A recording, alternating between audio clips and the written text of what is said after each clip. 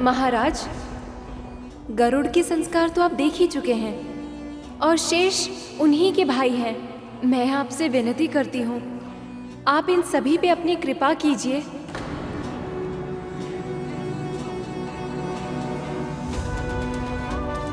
मैं आपकी एक इच्छा पहले ही पूर्ण कर चुका हूं देवी। हम सब ने गरुड़ को सुना है, परंतु हमारी व्यक्तिगत भावनाएं न्याय के मार्ग में अवरोध नहीं उत्पन्न कर सकती। मैं अपने धर्म का पालन करूंगा देवी, और शनि दरबार में इन सब के भाग्य का निर्धारण भी वैसे ही होगा जैसे आज तक होता आया है, उचित प्रक्रिया के माध्यम से।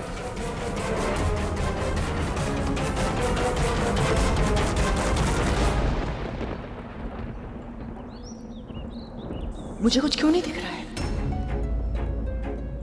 मेरे पुत्र क्यों नहीं दिखाई दे रहे हैं मुझे? मौन क्यों है तू? क्या दिखा तुझे? और तो कुछ नहीं दिखा, पर इतना आभास अवश्य हुआ कि हमारे पुत्रों को अब कोई कठिन परीक्षा देनी होगी। यदि वो उसमें सफल हो गए तो हमारे पास वो निश्चित ही सुरक्षित लौट आएंगे, और यदि सफल नहीं हुई तो? हे प्रभु, मेरे पुत्र वापस आ जाए, सुरक्षित, बिना आहित हुए।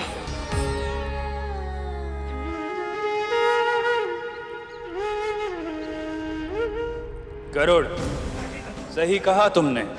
मेरे जीवन की परिस्थितियों ने मुझे कठोर बना दिया है,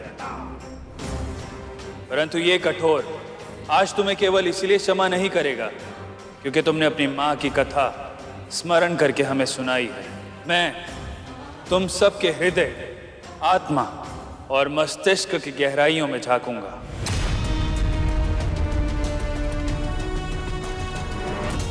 फिर मैं निर्णय लूंगा कि तुम क्षमा के योग्य हो या दंड के,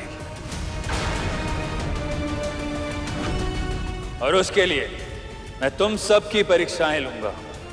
परंतु ध्यान रहे, तुम में से किसी एक भी परीक्षा में उत्तीर्ण हुआ तो तुम सबको शनि की 7.5 का प्रकोप सहना होगा।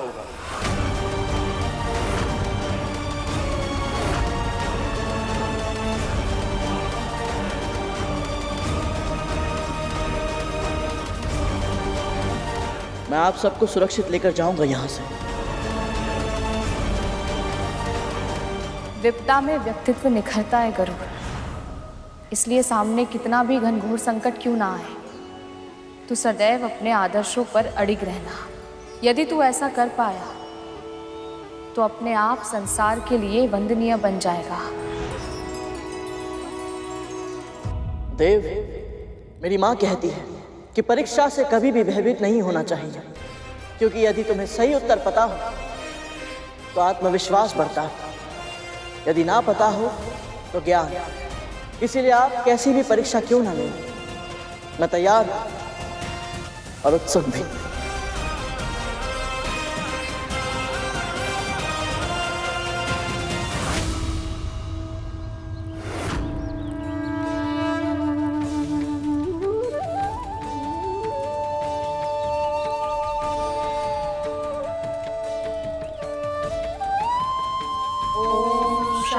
शनिश्चराय नमः। ॐ शं शनिश्चराय नमः। ॐ शं शनिश्चराय नमः। ॐ शं शनिश्चराय नमः।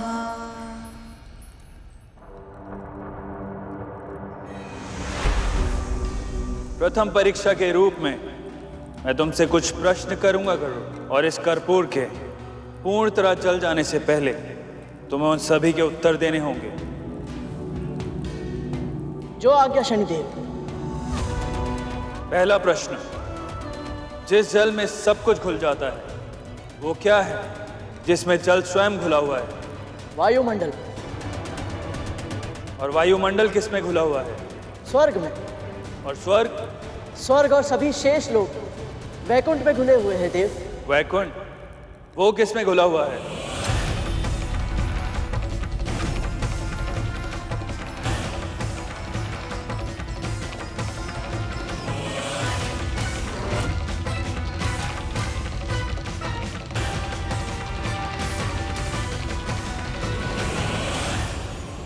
एक समय था जब कुछ भी नहीं था गरुड़, ना प्राणी, ना जीवन, ना जड़, ना चेतन। ये पृथ्वी भी नहीं थी और ये सृष्टि भी नहीं।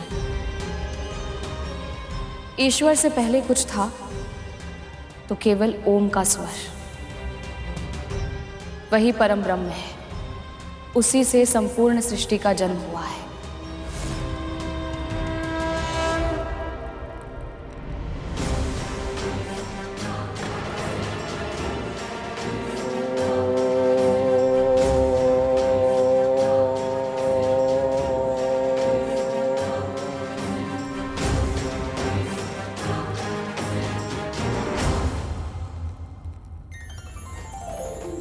जब कुछ नहीं था तब ओम था। जब कुछ नहीं होगा तब भी ओम ही होगा, क्योंकि ओम ही परम ब्रह्म है।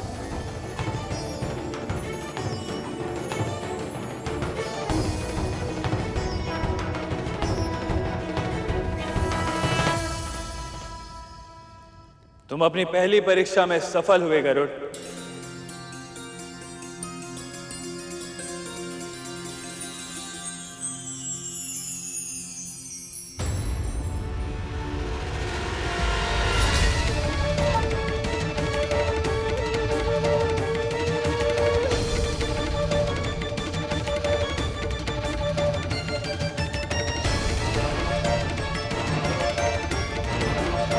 तो शनिदेव हमारी प्रार्थना स्वीकार कर ले और उनका कोई प्रभाव हमारे परिवार पे ना पड़े।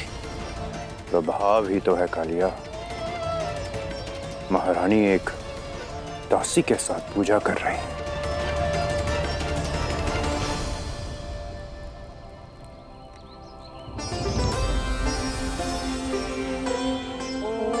शं शनिश्चराय नमः। लगता है तुम्हारी माँ और विमाता को आभास हो चुका है कि तुम संकट में हो। उनकी प्रार्थनाओं की ध्वनि मुझ तक पहुंच रही है। ओम शं शनिश्चराय नमः। मां से कभी कुछ नहीं छिपता। न जाने कैसे वो मेरे बिना कुछ बताए सब कुछ जान जाती है।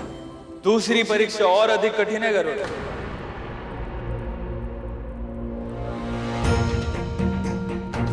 स्वामी इस बालक के साथ इतना कठोर व्यवहार क्यों कर रहे हैं? संन्यास शेष है या गृहस्थ जीवन? इस प्रश्न का सही उत्तर जानने के लिए तो मैं भी उत्सुक हूँ। तुम्हें क्या श्रेष्ठ लगता है गरुड़? मेरी दृष्टि में गृहस्थ जीवन अधिक श्रेष्ठ है देव। क्यों? कहा तो यह जाता है कि ईश्वर को जानने के लिए पहले स्वयं को पहचानना पड़ता है, और स्वयं को पहचानने के लिए संन्यास अनिवार्य है। जैसे कि आपने कहा, एक सन्यासी के लिए अंतिम लक्ष्य होता है ईश्वर या परम सत्य की खोज करना। पर यह खोज तो एक गृहस्थ भी कर सकता है देव। कैसे गरुड़? गृहस्थी के बंधन में बंधा होता है। उसे अपने साथी की और अपने बच्चों की चिंता होती है, परंतु सत्य की खोज तो वो कर सकता है जो स्वतंत्र हो। किसी की चिंता करना बंधन नहीं, प्रेम होता है देव। प्रेम भी तो एक बंधन ही है गरुड़। क्षमा करे देव, यदि प्रेम निस्वार्थ भाव से किया जाए तो बंधन नहीं होता। ऐसा मानने के लिए तुम स्वतंत्र हो गरुड़, पर इसको सिद्ध करने के लिए कोई उदाहरण दे सकते हो?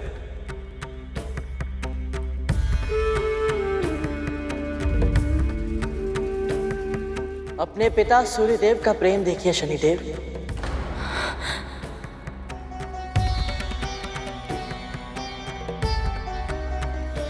चाहे फूल हो या कांटे, सूर्यदेव समान रूप से सभी को अपनी धूप, अपनी ऊर्जा देते हैं ताकि संसार को जीवन शक्ति मिल सके। पवन देव बिना किसी भेदभाव के सभी को वायु देते हैं। बादल वर्षा और चंद्रदेव शीतलता देते हैं। संपूर्ण प्रकृति हर क्षण अपने उदाहरण से हमें यही संदेश देती है कि प्रेम निस्वार्थ होना चाहिए। जैसे ये सब करते हैं, ये सभी अपना कर्तव्य बिना किसी अपेक्षा के निभाते हैं। इन्हें इसके बदले किसी से कुछ नहीं चाहिए, इसीलिए ये सब बंधन में नहीं है, पूरी तरह स्वतंत्र है। ऐसे ही जब एक गृहस्थ बिना किसी स्वार्थ के बदले में कुछ पाने की आशा के बिना अपने परिवार की चिंता करता है, उनके प्रति अपना कर्तव्य निभाता है, तो वो बंधन में नहीं रहता प्रभु। ऐसा गृहस्थ सहज प्रयास से ही परम सत्य अर्थात ईश्वर को पा लेता है। परंतु गरुड़, एक सन्यासी भी तपस्या करके ईश्वर को पा लेता है, तो गृहस्थ सर्वश्रेष्ठ कैसे हुआ? जब एक सन्यासी ईश्वर को ढूंढने के लिए धर्म के मार्ग पर चलता है तो वो अकेला रहता है, पर जब एक गृहस्थ भक्ति के मार्ग पर चलता है तो उसके साथ पूरा कुटुंब ईश्वर के पथ पर अग्रसर हो जाता है। सन्यासी का ज्ञान बस उसी तक सीमित रहता है, और जो ज्ञान गृहस्थ अर्जित करता है उसे अपने परिवार के साथ, पास पड़ोसियों के साथ, संबंधियों के साथ बांटता है।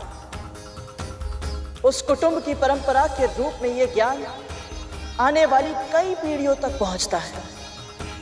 इसीलिए मेरा मानना यह है देव कि सन्यासी आदरणीय होता है, पर उससे भी कहीं अधिक श्रेष्ठ गृहस्थ होता है।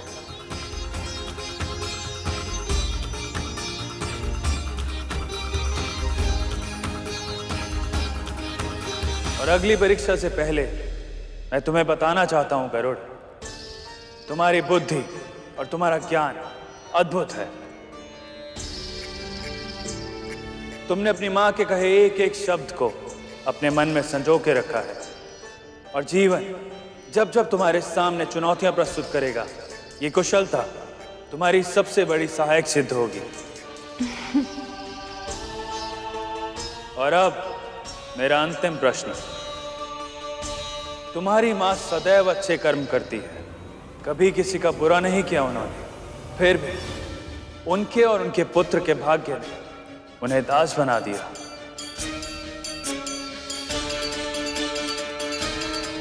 तो बताओ गरुड़, कर्म बड़ा हुआ या भाग्य?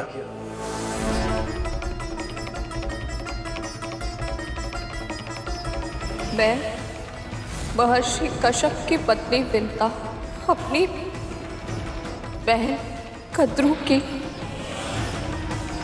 दासता स्वीकार करती हूँ। मैं महर्षि कश्यप और मां विंता का पुत्र गरुड़, मेरी विमाता महारानी कद्रू और उनके 1 सहस्त्र पुत्रों की दासता स्वीकार करता हूँ।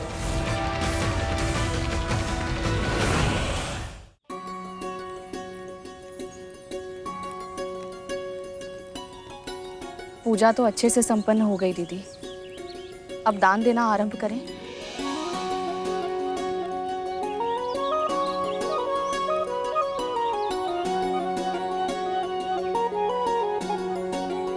ये काली उड़द की दाल, काले तिल और नीलम रत्न है।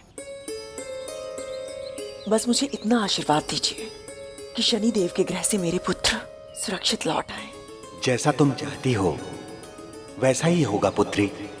शनिदेव तुम्हारे पुत्रों पर कृपा करें, उन्हें सुरक्षित अपने ग्रह से निकल जाने दें। बाबा, ईश्वर की प्रेरणा से मेरी ओर से ये छोटी सी भेंट स्वीकार करें।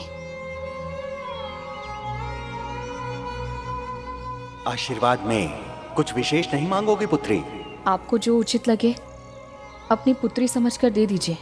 अद्भुत पुत्री, अद्भुत। जो मांगता है उसे बस वही मिलता है जिसकी उसने इच्छा व्यक्त की है, पर जो नहीं मांगता उसे ईश्वर वो सब कुछ देते हैं जो उसके लिए उचित होता है। तुम निश्चिंत रहो, शनिदेव तुम्हारी प्रार्थना अवश्य स्वीकार करेंगे। तुम्हारे पुत्र को कभी कोई हानि छू कर भी नहीं जाएगी। ऐसी बातें करके विंता क्या सिद्ध करना चाहती है?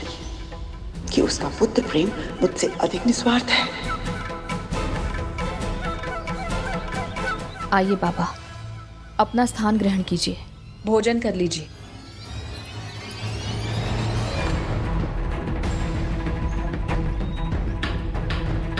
पशु आखिर पशु ही होते हैं, देख रहे हो भैया। इतने प्रेम से खिलाने का प्रयत्न कर रहा हूं, फिर भी नहीं खा रहा। अरे खा रे।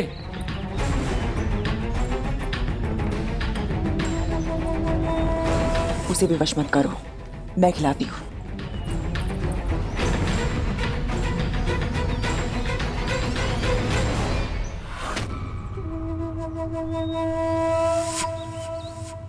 भोजन सामने है, पर पशु होकर भी ये खाने में कोई रुचि क्यों नहीं दिखा रहा है? यदि इसने भोजन ग्रहण नहीं किया तो इसका अर्थ होगा कि शनिदेव मेरी पूजा से प्रसन्न नहीं है। और यदि ऐसा हुआ तो मेरे पुत्र।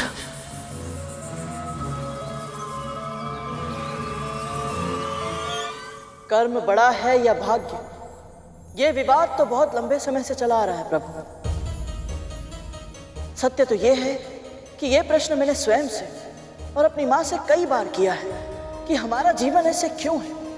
पर मेरी माँ कहती है कि जो जिसके योग्य होता है ईश्वर उसे वही देते हैं।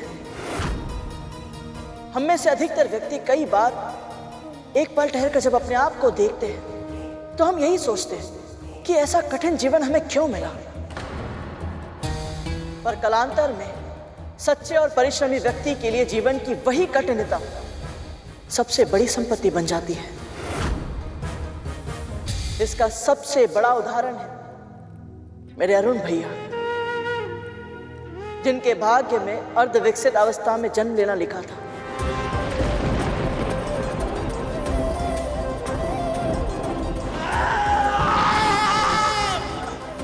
पर उनकी तपस्या से उन्होंने जो कर्म किया उसके कारण वो आज सूर्यदेव के सारथी बन गए।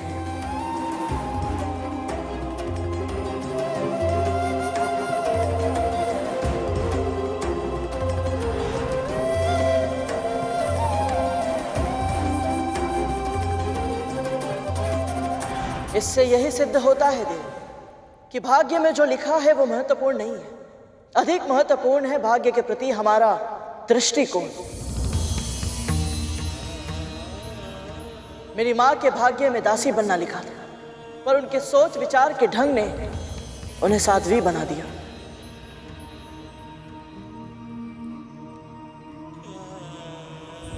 दृष्टिकोण हमारा विषय नहीं है गरुड़। प्रश्न का उत्तर दो, कर्म बड़ा है या भाग्य?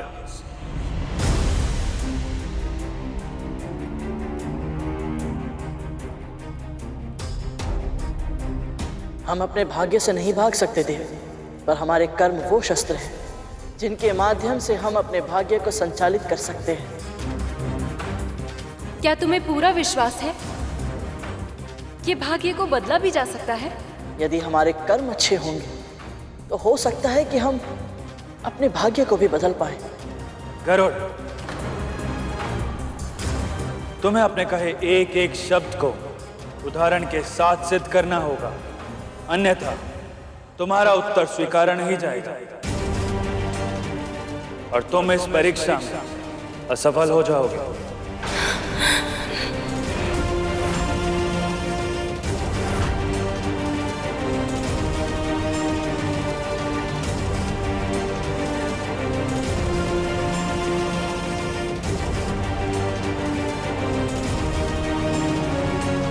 मेरी माँ ने बताया था कि एक बार माता लक्ष्मी ने श्री विष्णु से यही प्रश्न पूछा था। प्रभु विष्णु ने उन्हें एक दृश्य दिखाया जिसमें एक गाय दलदल में फंसी हुई थी। एक चोर को उधर से जाना था। वो चोर वो गाय के ऊपर पांव रखकर दलदल पार करके चला गया और उस दिन उस चोर को 4 स्वर्ण मुद्राएं मिली। फिर कुछ ही समय बाद वहां से एक निर्धन वृद्ध ब्राह्मण निकले। गाय को मृत्यु के मुंह में देखकर उनसे सहा नहीं गया। अशक्त होने के बाद भी उन्होंने अपना पूरा बल लगाया और एक रस्सी की सहायता से उस गाय की प्राण रक्षा कर ली। पर इस प्रयास से वो स्वयं नीचे गिर गए और उनके घुटनों में चोट लग गई। पर ऐसा क्यों? जिसने बुरा कर्म किया उसे पारिश्रमिक मिला और जिसने अच्छे कर्म किए उसे दंड। माता लक्ष्मी ने भी प्रभु विष्णु से यही प्रश्न किया। तब प्रभु विष्णु ने बताया कि उस दिन उस चोर के भाग्य में बहुत अधिक स्वर्ण था, पर कुकर्म के कारण उसे केवल 4 मुद्राएं मिली। और दूसरी ओर उन ब्राह्मण के भाग्य में मृत्यु थी, पर अच्छे कर्म के कारण केवल एक साधारण सी चोट आई और सामने खड़े यमदूत वापस लौट गए।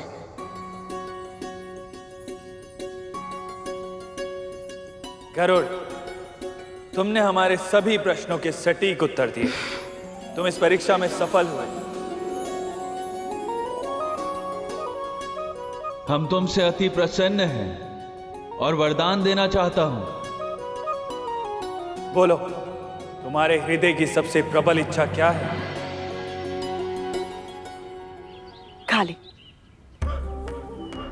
खा ले ना।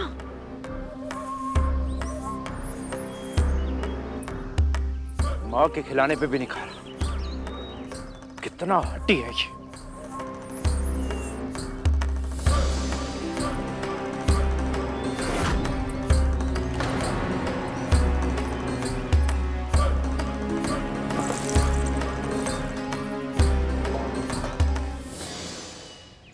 हमारी ओर से छोटी सी भेंट स्वीकार कीजिए और हमें आशीर्वाद दीजिए। ये श्वान ऐसे कैसे खा रहा है?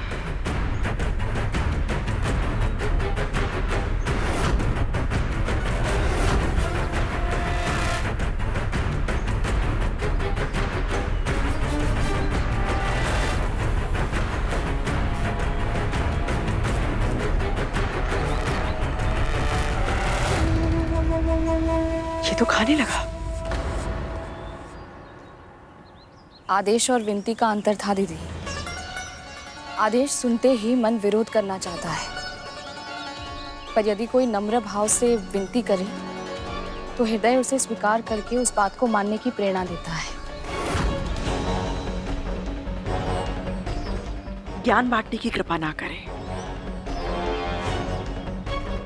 मैं केवल इतना चाहती हूँ कि मेरे पुत्र शनिदेव के वहां से वापस आ जाए।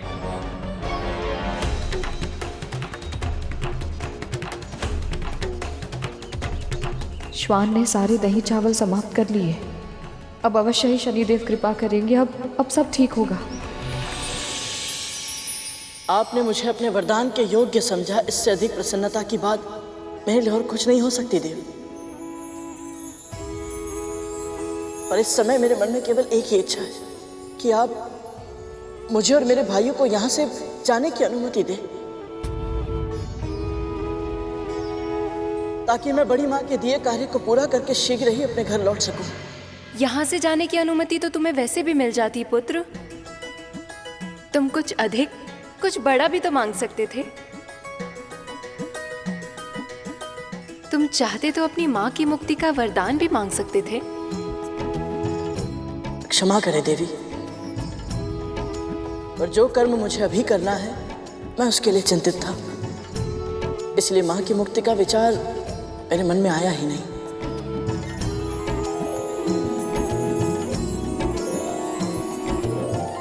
गरुड़, तुमने एक बार फिर हमें अपनी कर्तव्य निष्ठा से प्रभावित किया। जो पहले नहीं मांगा, चाहो तो अब मांग लो। आपका बहुत बहुत धन्यवाद शनिदेव। पर सत्य तो ये है कि मेरी माँ के लिए उनकी सौगंध को निभाना ही उनका धर्म है। वो कभी अपने वचनों से पीछे नहीं हटेंगी। जब तक बड़ी माँ स्वयं उन्हें दास्ता से मुक्त नहीं कर देती, मेरी माँ अपने आप को मुक्त नहीं मानेंगी। इसलिए यदि मुझे मेरी माँ को दास्ता से मुक्त करवाना है तो मुझे पहले बड़ी माँ को प्रसन्न करना होगा।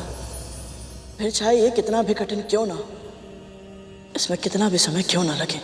तुम अद्भुत हो गरुड़, और अद्भुत है तुम्हारी माँ।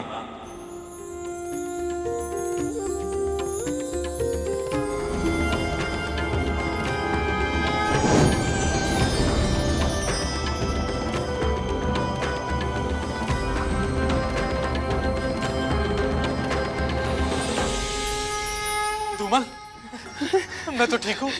मैं भी। आपने हमें जीवन दान दिया। आपका बहुत बहुत धन्यवाद प्रभु। धन्यवाद अपने भाई गरुड़ को दो, इसी ने तुम सबके प्राणों की रक्षा की है। धन्यवाद गरुड़।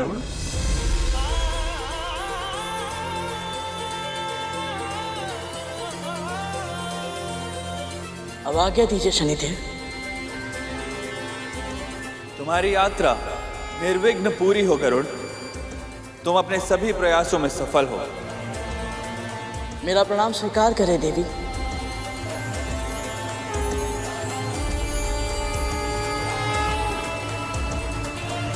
ये तो तुम्हें दृष्टि उठाकर देख भी नहीं सकते, किंतु इनकी ओर से मैं तुम्हारी छवि अपनी आंखों में बसा रही हूँ।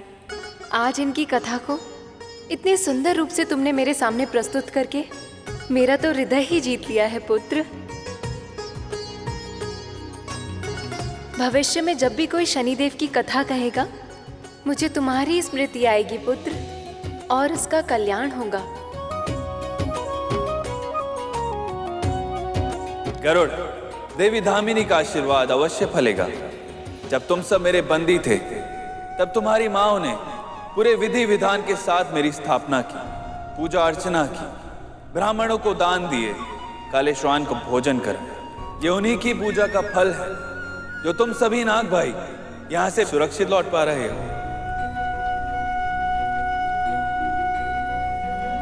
इस संसार में जब जब कोई माँ अपनी संतान की राशि से मेरी दृष्टि के प्रकोप को हटाने के लिए अच्छे कर्म करेंगी, तो मैं उसका फल उस माँ और उनकी संतान को अवश्य दूंगा।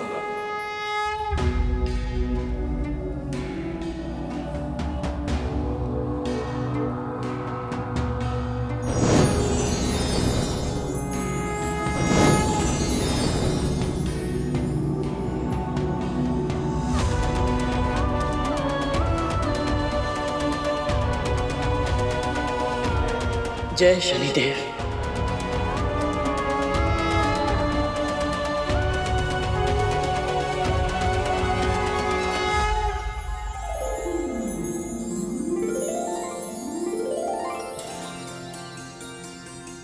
थोड़ा और लीजिए बाबा। बस पुत्री,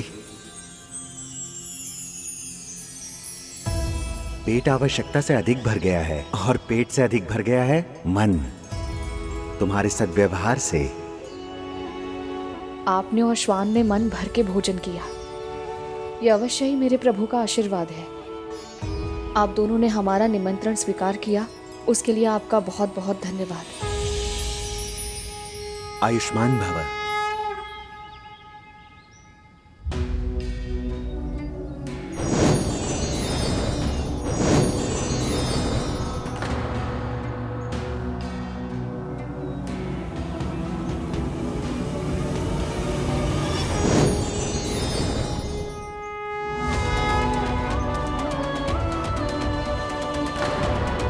शनिदेव,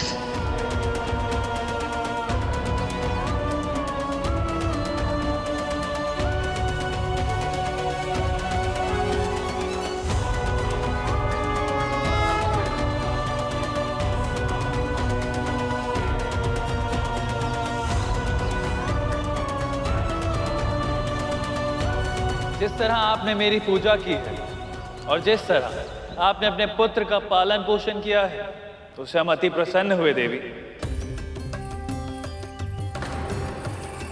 आपने गरुड़ के तन को साहस, मन को धर्म के सुविचारों और आत्मा को भक्ति से सींचा है, और वो भी तो आपके कहे हर शब्द को प्रत्येक क्षण स्मरण रखता है। उसके हर कर्म में आपके दिए संस्कार दिखाई देते हैं, और मुझे पूर्ण विश्वास है भविष्य में आपका पुत्र अपनी मातृभक्ति के लिए जाना जाएगा। भविष्य में आपका पुत्र अपनी मातृभक्ति के लिए जाना जाएगा। भविष्य में आपका पुत्र अपनी मातृभक्ति के लिए जाना जाएगा, और वो केवल आपके लिए ही नहीं, परंतु समस्त संसार के उद्धार में सहायक होगा।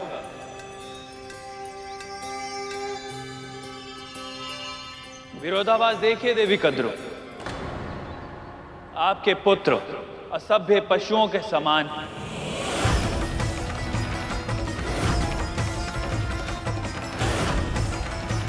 उन्होंने हमारे सैनिकों पर आक्रमण करने का दुस्साहस किया, और परिणाम वही हुआ जो होना था।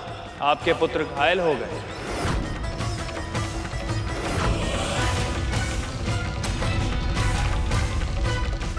पर आप चिंता मत कीजिए, आपके पुत्रों की पीड़ा भी गरुड़ ने हर ली। जब मैंने उससे वरदान मांगने को कहा तो उसने स्वयं की चिंता ना करते हुए अपने नाग भाइयों की सुरक्षा मांग ली। ऐसा है उसका व्यक्तित्व। इसका अर्थ है मेरे पुत्र सुरक्षित हैं।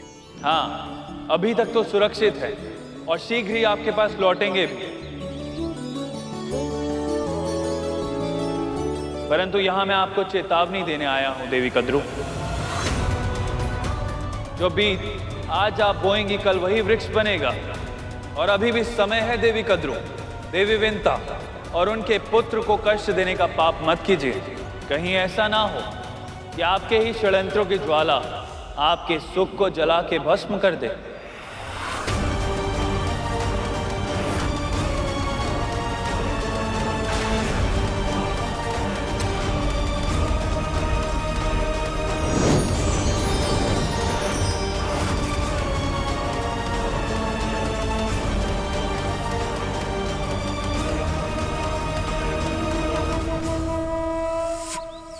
भूतनंदी, जब तुम आहत हुए थे बहुत कष्ट हुआ होगा ना? कष्ट के बात भी मत कर तरकोटा। अब जा रहे हैं यहाँ से। शुभ शुभ बोल। ये गरुड़ कहाँ गया? अभी अभी तो यहीं था, फिर किधर गया ये?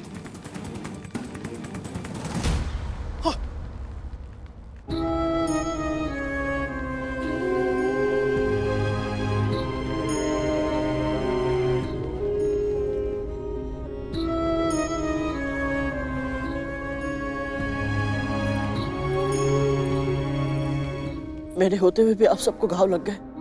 मैंने बहुत प्रयास किया था कि कोई भी चोटिल ना हो, पर मैं असफल रहा। मुझे क्षमा करना मित्र।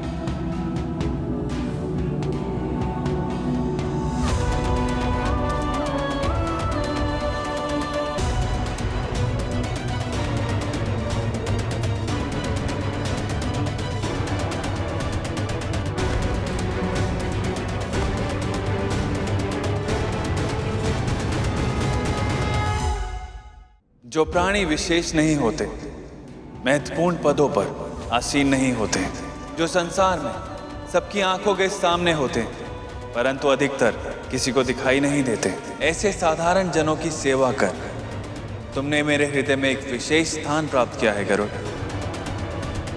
इसलिए मैं तुम्हें एक वरदान और देना चाहता हूं। आज से मेरी वक्र दृष्टि तुम पर कभी नहीं पड़ेगी।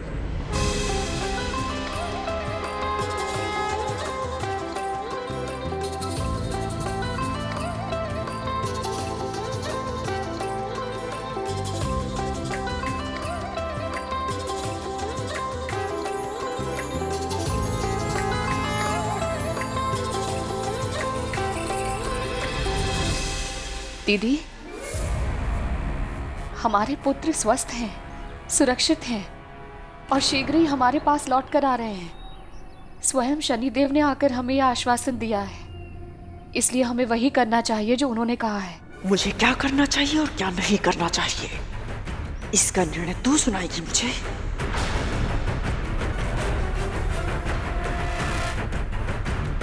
अपना स्थान मत भूल दासी। शनिदेव ने तेरे पुत्र की प्रशंसा क्या कर दी, तेरी जीवा इतनी लंबी हो गई कि तो अब मुझे समझाने लगी है। ऐसा नहीं है महारानी। समय नष्ट मत कर और जा यहाँ से। मेरे पुत्रों के स्वागत की तैयारी कर। मृत्यु के मुख से लौट कर आ रहे मेरे वीर पुत्र। स्वागत ऐसा होना चाहिए कि देखने वालों की आंखें धुंधली हो जाए। जी।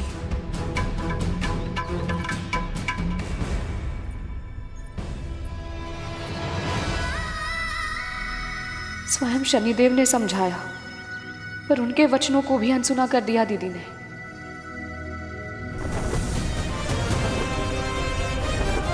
गरुड़, अब कहीं और मत भटका देना हमें। सीधा चलना और कहीं पर भी मत रुकना। हाँ, सीधा सूर्य लोक पहुंचकर ही सांस लेना, समझे या नहीं?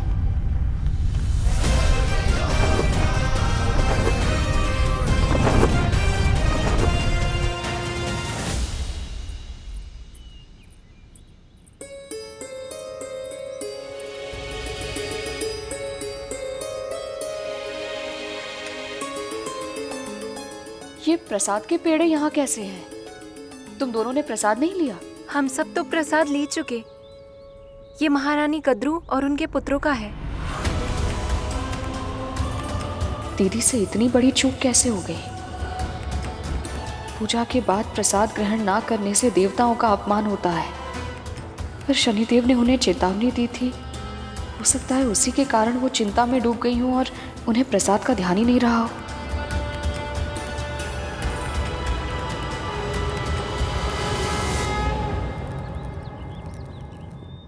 हे शनिदेव, दीदी और उनके पुत्रों से अनजाने में ये भूल हुई है, उन्हें क्षमा कर दीजिएगा।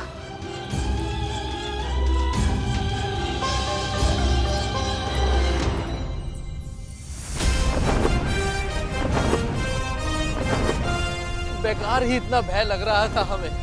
पहले पता होता कि शनि महाराज अपनी स्तुति सुन के इतना प्रसन्न हो जाएंगे, तब तो मैं आते ही उनके सामने उनकी प्रसन्नता के पुल बांध देता है।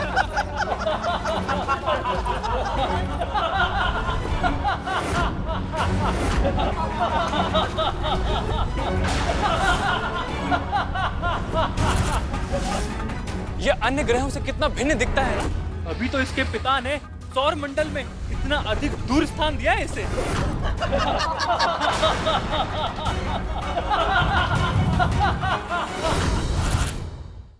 ना रंग है ना रूप है, कितना कुरूप है। मैं तो ये सोच रहा हूँ ऐसे व्यक्ति को इतनी रूपवती पत्नी मिल कैसे गई।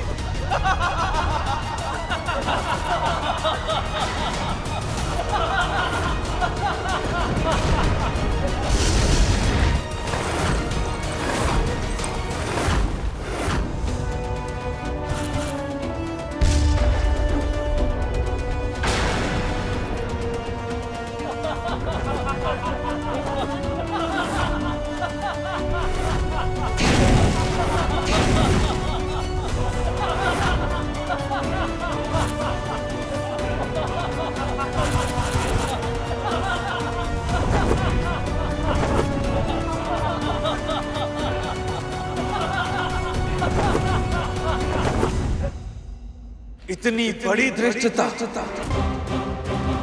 मैंने तुम सब नागों को क्षमा किया, यहाँ से सुरक्षित जाने का अवसर प्रदान किया, परंतु तुम सब नाग मेरी दया के योग्य नहीं, और अब तुम्हारी मां को कष्ट सहना होगा और तुम्हें भोगना होगा मेरा दंड, और तुम्हें भोगना होगा मेरा दंड।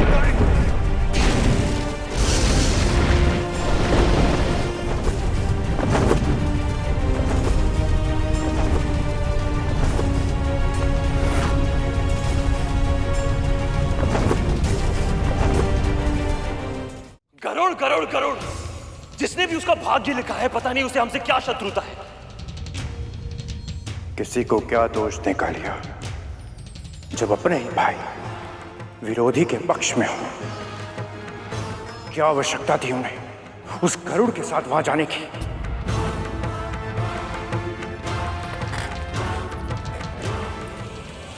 अपने भाइयों को तो तुम नियंत्रण में कर लोगे,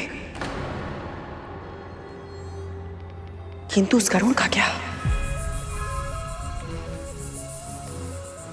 अब तो विंता भी जानती कि मैंने उसे सूर्यलोक क्यों भेजा था। उसे मेरी चाल समझ आ चुकी है। अब वो पहले से अधिक सावधान रहेगी और उस गरुड़ को सतर्क कर देगी।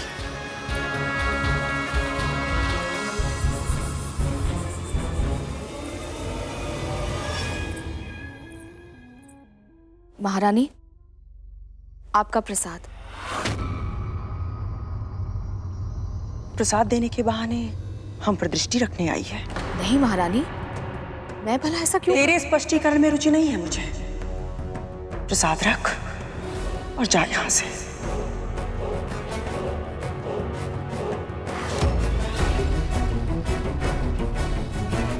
जी।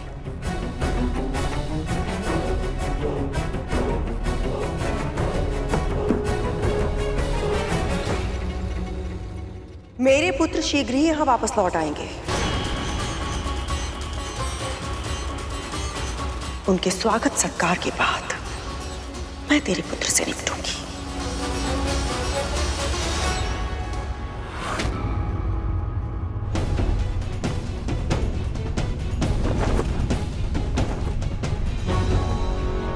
अरे गरुड़, तुम पृथ्वी की ओर क्यों जा रहे हो? हमें तो सूर्य लोक जाना था ना गरुड़।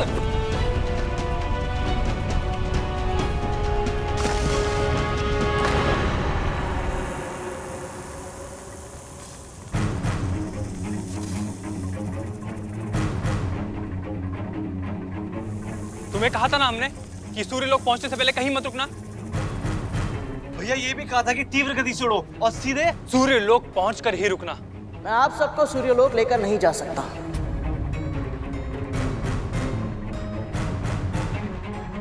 हमारे आदेश का उल्लंघन कर रहे हो गरुड़। तुम हमारे दास हो और जो हम चाहेंगे वही तुम्हें करना होगा, नहीं तो फिर हम तुम्हें दंड देंगे। दीजिए दंड, जो दंड देना है दीजिए, परंतु मैं आप सबको सूर्यलोक लेकर नहीं जाऊंगा। आपको आभास तक नहीं है कि बड़ों के साथ कैसे व्यवहार किया जाता है। मैंने सुना था कैसे कैसे दुर्वचन कह रहे थे आप शनिदेव के बारे में, ये जानते हुए भी कि उनका जीवन इतना कष्टदायक था, आपने उनका उपहास उड़ाया। लज्जा आनी चाहिए। उनके सैनिकों पर आक्रमण किया, उन्हें चोटिल किया, फिर भी शनिदेव ने आप सबको स्वस्थ कर वहां से सुरक्षित जाने दिया। और आप सबने क्या किया? उनकी दया को दुर्बलता समझा। बहुत बड़ी भूल की आप सबने। केवल और केवल हमारी माओ की पूजा और प्रार्थना का परिणाम है कि शनिदेव की वक्र दृष्टि से बच पाए हम। परंतु अब बस, आप सभी को सुरक्षित घर पहुंचाना मेरा दायित्व है और मैं आप सभी के प्राणों को और अधिक संकट में नहीं डाल सकता। क्या पता शनिदेव की तरह आप सबने सूर्यदेव का भी अपमान किया तो? उसने साहस भी कैसे किया मेरे पुत्र को अपने साथ ले जाने का, वो भी मेरी आज्ञा के बिना।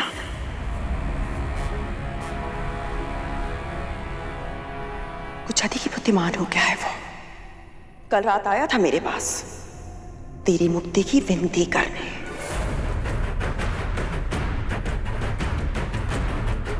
और आज मेरे पुत्रों को मेरी आंखों के सामने उड़ा कर ले गया। मैं पुकारती रही किंतु उसने नहीं सुना। मेरी नहीं, उसे तो तेरी भी ध्वनि नहीं सुनाई पड़ी। उसे क्या लगता है वो धमका के भयभीत करके अपनी बात मनवा लेगा?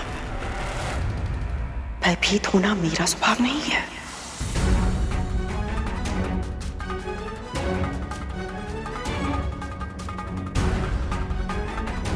ऐसा नहीं है महारानी। मेरा गरुड़ ऐसा करना तो दूर, ऐसा सोच भी नहीं सकता है।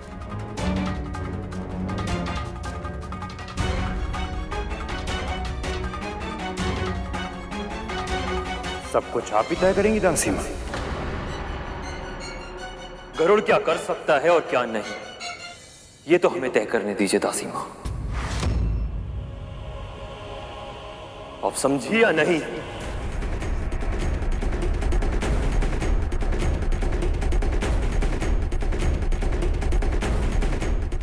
कद्रू नाम है मेरा, नाग माता कद्रू।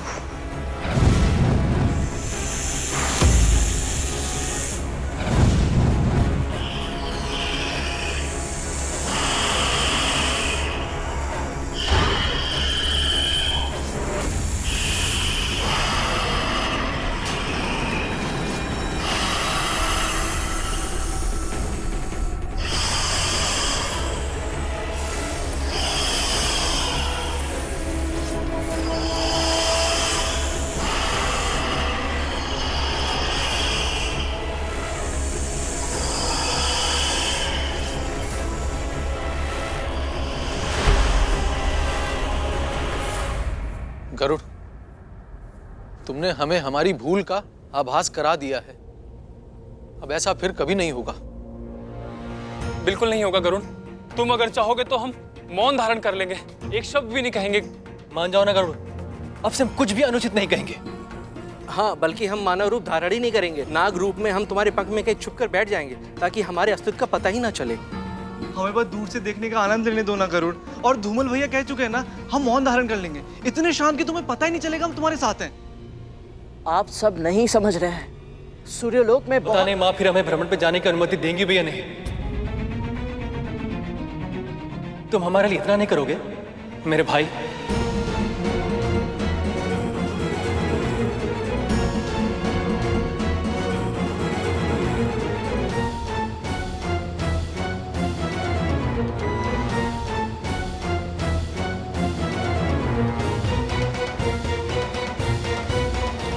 ठीक है, परंतु आप सबको एक वचन देना होगा। आप सब ऐसा कोई कार्य नहीं करेंगे, ऐसा कुछ नहीं कहेंगे जिससे हम पर संकट आए। हम वचन देते हैं। ठीक है।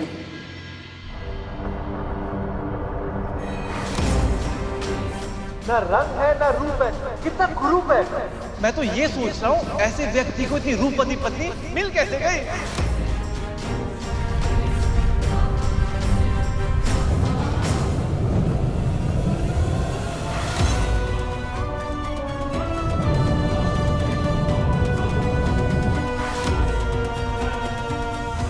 मेरी वक्र दृष्टि के कारण तुम नाग सूर्य लोक तक कभी नहीं पहुंच पाओगे, और ये बात गरुड़ को ज्ञात भी नहीं होगी।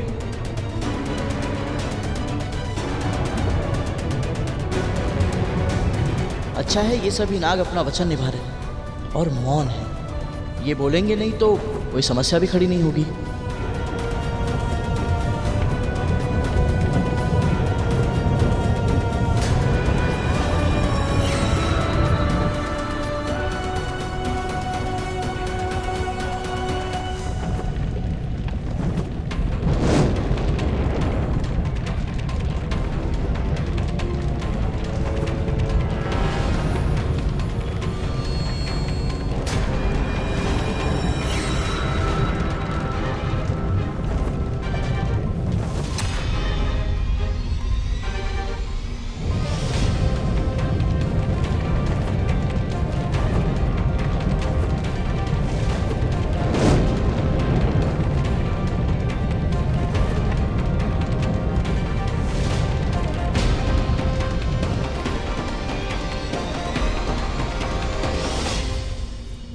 स्वामी, गरुड़ को आपने वरदान दिया था, इसलिए आपकी वक्र दृष्टि का उस पर कोई प्रभाव नहीं पड़ा, बल्कि उसे ये तक आभास नहीं हुआ कि उसके भाइयों की इतनी अधिक दुर्गति हुई है।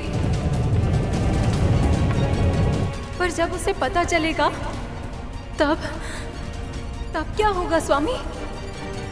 क्या कद्रू अपने पुत्रों को अर्धमृत अवस्था में देखकर गरुड़ के प्रति अपने क्रोध को नियंत्रित कर पाएगी?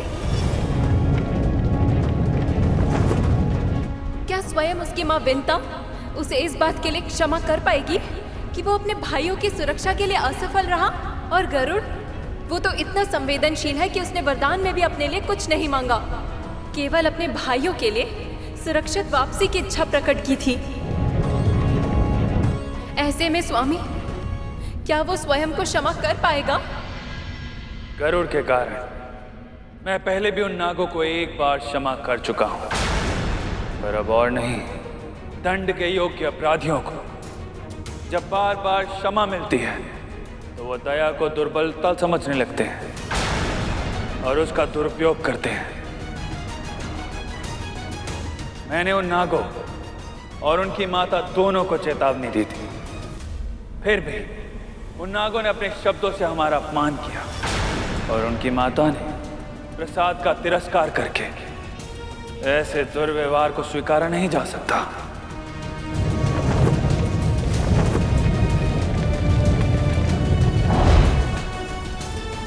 रहा प्रश्न गरुड़ का, इस घटना से उसे भी एक महत्वपूर्ण सीख मिलेगी। उसे सीखना होगा कि कौन दंड के योग्य है और कौन दया के, क्योंकि भविष्य में उसे भी बार बार ऐसे निर्णय लेने होंगे।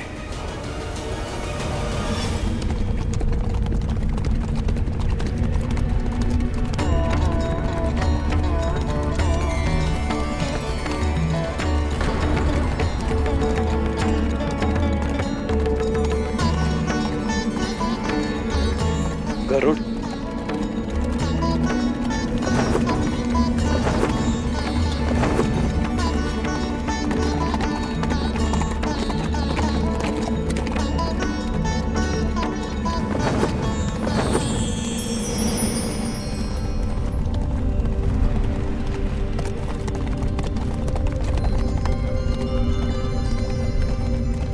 अरुण, कुछ क्षण के लिए तुम अदृश्य होकर रथ चला। इतने समय बाद मैं अपने भाई को देख रहा हूँ और प्रभु मुझे अदृश्य होने का आदेश दे रहे हैं। मैं तुम्हारी दुविधा समझता हूं अरुण। मुझे गरुड़ की परीक्षा लेनी होगी। अब शीघ्रता करो।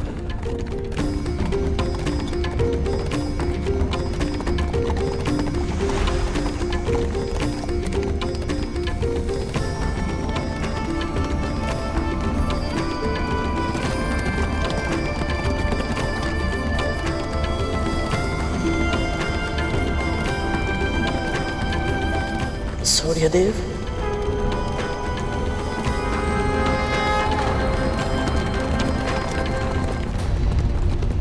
अरुण भैया कहाँ है?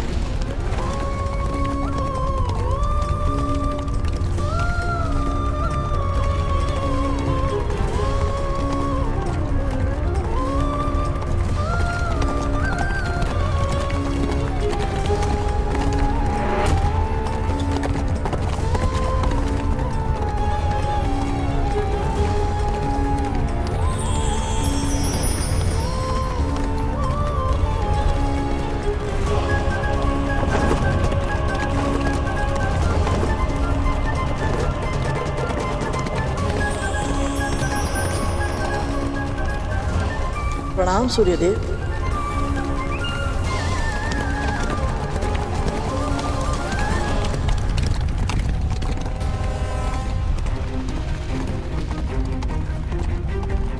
मुझसे कौन सी भूल हो गई कि सूर्यदेव ने ना तो मुझे देखा और ना ही मेरा अभिवादन स्वीकार किया।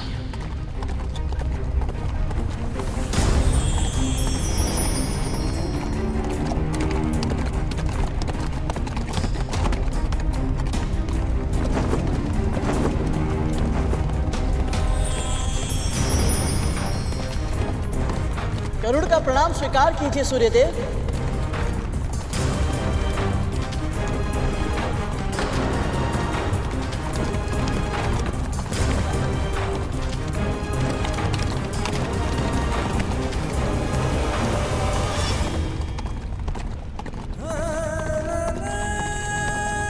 अरुण भैया कहीं दिखाई नहीं दे रहे और सूर्यदेव मेरी ओर देख भी नहीं रहे, तो मैं इनसे बात कैसे करूं?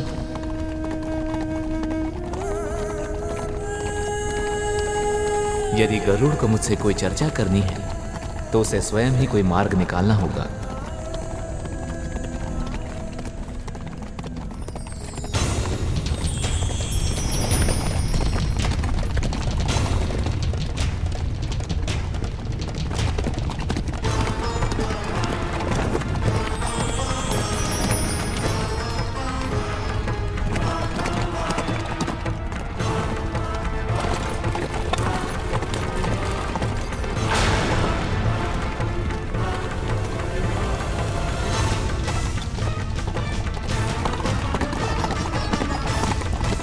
सूर्यदेव चालाक मान रुकेंगे नहीं, मैं यहीं रुकता हूँ। वो चक्कर काट के यहीं से फिर आएंगे।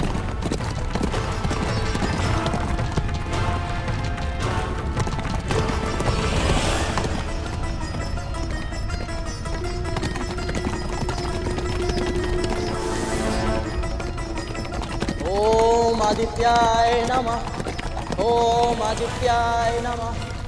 ओम आदित्याय नमः। ओम आदित्याय नमः। ओम आदित्याय नमः। ओम आदित्याय नमः।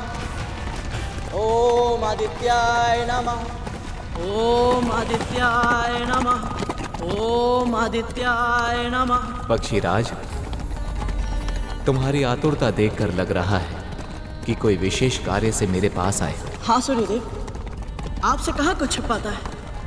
वो मेरी बड़ी माँ की इच्छा थी। ठहरो, तुम तो मेरे रथ से भी तीव्र गति से भाग रहे हो गरुड़। मेरे एक मंत्र का उच्चारण किया और अपनी इच्छा प्रकट कर बैठे। यदि मुझसे कुछ मांगने का अधिकार चाहते हो तो मेरी बात भी तो सुननी होगी ना। क्षमा करे देव, आतुर हूँ इसलिए भूल कर गया। अपना दाहिना हाथ आगे बढ़ाओ गरुड़।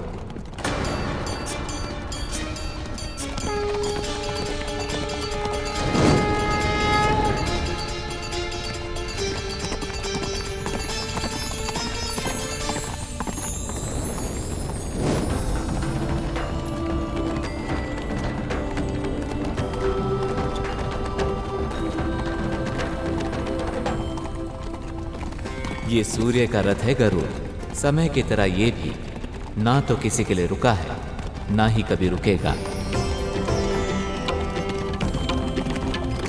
यदि मुझसे चर्चा करनी है तो ये दिया हाथ में लेकर तुम्हें उल्टा दौड़ना होगा। स्मरण रहे, दिया बुझना भी नहीं चाहिए और इसका तेल गिरना भी नहीं चाहिए। देखते हैं तुम ध्यान केंद्रित कर पाते हो या नहीं। जो आज्ञा सूर्यदेव।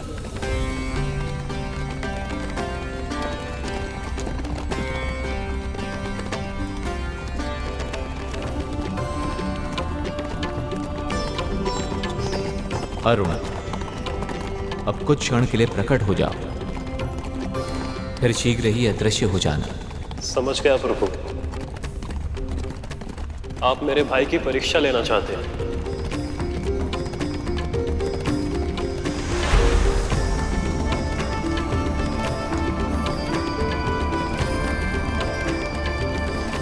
मुझे ऐसे घूर क्यों रहे हो पक्षीराज?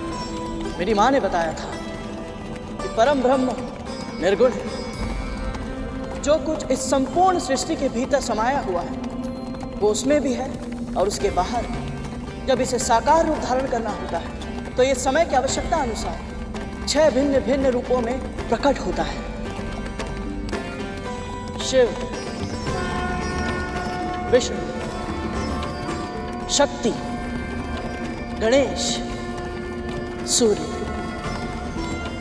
इन पांचों की पूजा हर घर में होनी चाहिए। इससे दुख, क्लेश, विपत्तियों का अंत होता है और घर में सुख, समृद्धि और स्वास्थ्य का निवास होता है। सत्य कहा, पर तुमने 6 साकार रूपों की चर्चा की थी और नाम केवल 5 का ही लिया। तो निर्गुण परम ब्रह्म का छठा साकार रूप कौन सा है गरुड़? छठा रूप है कार्तिकेय का, जो दीपक के रूप में सदैव इन सभी के साथ रहते हैं। मैं सचमुच बहुत सौभाग्यशाली हूँ सूर्यदेव, क्योंकि आज आपके इतने निकट आकर आपकी परिक्रमा करने का अवसर मिला है मुझे। माँ कहती है जो जीव सुबह उठकर आपके दर्शन करते हैं, जो स्नान करने के बाद आपको जल चढ़ाकर आपको प्रणाम करते हैं, वो बहुत सुखी रहते हैं। इसीलिए सूर्यदेव, आज आपने मुझे अपने साथ साथ दौड़ने का आदेश देकर बहुत बड़ा आशीर्वाद दिया है। मैं धन्य हुआ। यदि तुम्हें लगता है कि मैं सत्य ही इतना प्रशंसनीय हूं, परम ब्रह्म का रूप हूं, तो तुमने मेरे पुत्र के सामने मेरा वर्णन नकारात्मक रूप से क्यों किया?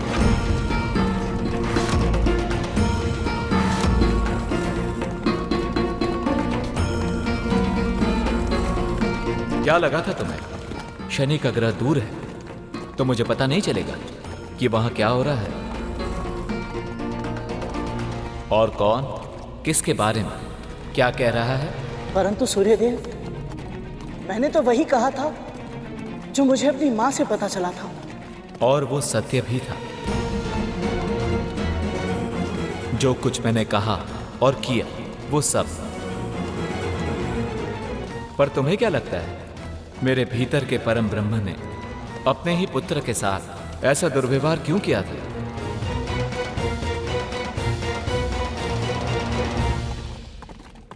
स्पष्ट बोलने के लिए क्षमा चाहता हूं सूर्यदेव, परंतु मुझे ऐसा लगता है कि आप किसी की बातों में आ गए थे।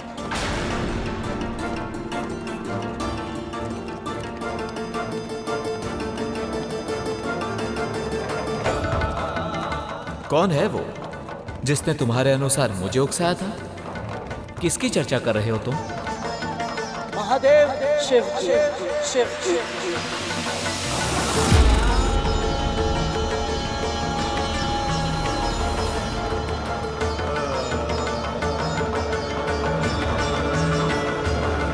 क्या कहना चाहते हो तुम? यही कि प्रभु, आपने जो व्यवहार अपने पुत्र के साथ किया था वो महादेव की लीला थी। उन्होंने सब कुछ पहले से ही निर्धारित कर लिया था। वो ये भी जानते थे कि आपसे कुछ नहीं छिप सकता, इसलिए आपका पुत्र ही प्राणियों को उनके कर्मों का फल देने के लिए सबसे अधिक योग्य होगा। और वो ये भी चाहते थे कि शनिदेव को इतनी बड़ी शक्ति देने से पहले वो उनके व्यक्तित्व से अरिष्ट वर्ग अर्थात सभी 6 विकारों को दूर कर दे, ताकि शनिदेव निष्पक्ष होकर न्याय कर पाए। आपने भी इस लीला में उनका पूरा साथ दिया था प्रभु। सबसे पहले आपने अपने तेज को इतना असहनीय बना दिया कि आपकी पत्नी देवी संज्ञा अपनी छाया को साकार रूप देने पर विवश हो गई। आप दोनों जानते थे कि छाया में अहंकार नहीं होता, वो सदैव साथ चलती है। बस फिर हुआ वही जो आप चाहते थे। देवी छाया ने अपने गुण अपने पुत्र को भी दिए, इसीलिए शनिदेव में शक्ति तो बहुत है, परंतु अहंकार तनिक भी नहीं। पहला लक्ष्य प्राप्त करने के बाद आपने देवी छाया और उनके पुत्र शनिदेव का तिरस्कार किया। उन्हें कम आयु में ही इतना अधिक क्रोध दिलाया कि उनके भीतर का ज्वालामुखी फट पड़ा। तब उन्हें आभास हुआ कि क्रोध से केवल विनाश ही होता है। फिर उन्होंने कठिन तपस्या की और अपना सारा क्रोध त्याग दिया। और शिवजी ने यह भी निश्चित किया कि शनिदेव को छाया मां से वो उपयुक्त संस्कार मिले जिसे वे दंडाधिकारी बनने के योग्य बन सके। पर पुत्र, एक बात हमेशा याद रखना, 100 दोषी मुक्त ही क्यों ना हो जाएं, पर एक भी निर्दोष को दंड नहीं मिलना चाहिए। फिर महादेव ने उन्हें वरदान स्वरूप दंडाधिकारी का पद दिया और ग्रहों में स्थान भी, पर फिर भी आपने उन्हें स्वयं से दूर ही रखा और एक साधारण लौ से बना आसन दिया, ताकि उनके भीतर किसी भी प्रकार का लोभ पनप ही ना पाए। आओ शनि, अपना स्थान ग्रहण करो।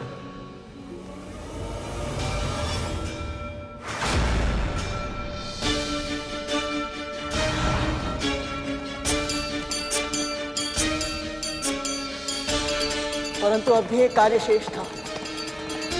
जब शनिदेव का विवाह देवी दामिनी के साथ हुआ,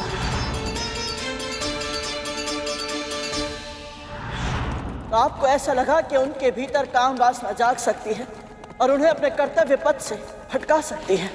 इसीलिए आपने अचानक उस समय ऋतु परिवर्तन कर दिया जब शनिदेव महादेव शिव की तपस्या में लीन थे, ताकि देवी दामिनी स्वयं को रोक ना पाए और कामना के वश में आकर उनके पास चली जाए। फिर हुआ वही जो आपने और नियति ने उनके भाग्य में लिखा था। मैं पतिव्रता कामिनी अपने सतीत्व के सभी पुण्यों को साक्षी मानकर आपको श्राप देती हूँ कि आज के बाद आपकी दृष्टि जिस पर भी पड़े उसका सर्वनाश हो जाएगा। देवी दामिनी ने क्रोध में आकर अपने पति को ऐसा श्राप दिया जिसके कारण वो अपनी कामना पर नियंत्रण रखने के लिए विवश हो गए। शनिदेव नहीं जानते थे कि सब कुछ उचित ढंग से करने के बाद भी उनका तिरस्कार क्यों किया जा रहा है। जब संसार से मोह हटा तो उन्होंने अपने हृदय में प्रभु के प्रेम को स्थान दिया और इस प्रकार वो दयालु और दाता बने। तुम्हें ये सब कैसे पता चला? अपने जन्म के बाद से मैंने केवल अपनी माँ को अपने पास पाया है। पिताजी सदैव से ही मुझसे दूर रहे हैं, पर एक बार भेंट हुई थी उनसे। उन कुछ ही पलों में मुझे ये पता चल गया कि भले ही पिता माँ की तरह प्रेम नहीं दर्शाते, परंतु वो अपने पुत्र को हानि नहीं पहुंचा सकते। नारियल के फल की तरह होता है उनका स्वभाव, बाहर से कठोर परंतु भीतर से नर्म, जल की तरह जीवनदायक, त्याग की मूर्ति होते हैं पिता। तभी तो अपनी संतानों का व्यक्तित्व निखारने के लिए, उनके भले के लिए वो स्वयं भी बुरा बनने से नहीं झिझकते।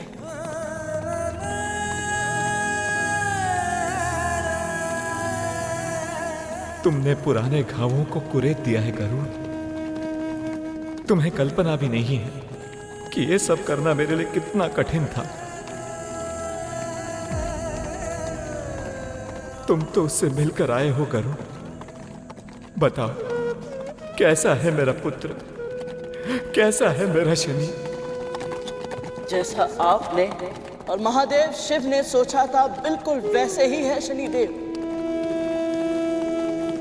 महाबलशाली पर सौम्य, उग्र पर परोपकारी, शक्ति संपन्न फिर भी विनीत। सत्य तो ये है सूर्यदेव, उनसे मिलने के पश्चात मुझे आभास हुआ कि वो आपसे बहुत स्नेह करते हैं, बहुत सम्मान करते हैं आपका। एक पुत्र अपनी माँ के साथ किसी भी विषय पर खुलकर बात कर सकता है, परंतु उसकी आंखों में केवल एक ही स्वप्न होता है, अपने पिता का गौरव बनना।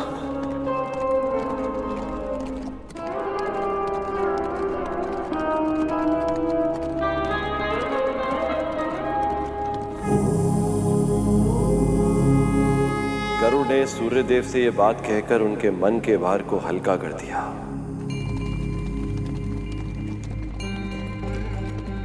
भविष्य में जब जब पिता पुत्र के संबंध जटिल होंगे तो यह प्रसंग सुनकर मतभेद मिटाए जाएंगे। जिस बुद्धि कौशल के साथ गरुड़ ने इस रहस्य को समझा है, उसे जानने के बाद मुझे पूरा विश्वास है कि गरुड़ अपने जीवन के लक्ष्य तक अवश्य पहुंचेगा। समस्त संसार में सबसे बड़ा मातृ और पितृ भक्त कहलाएगा।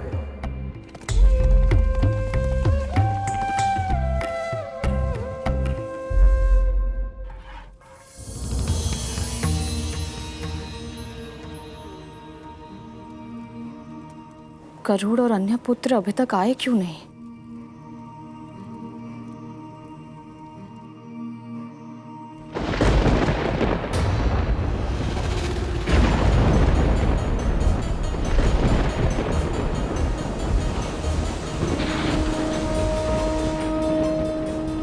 अचानक वातावरण क्यों बदल गया?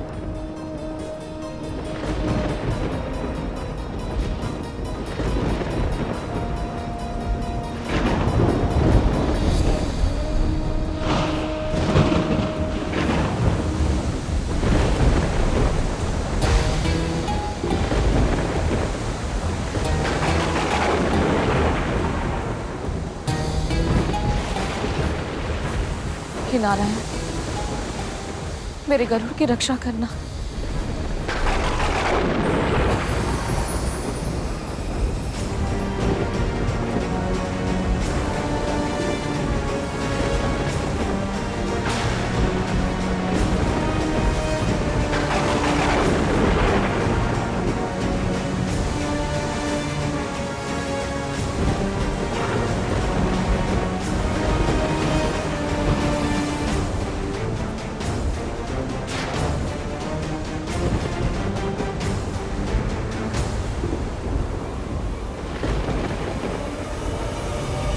ये दूध तो फट गया।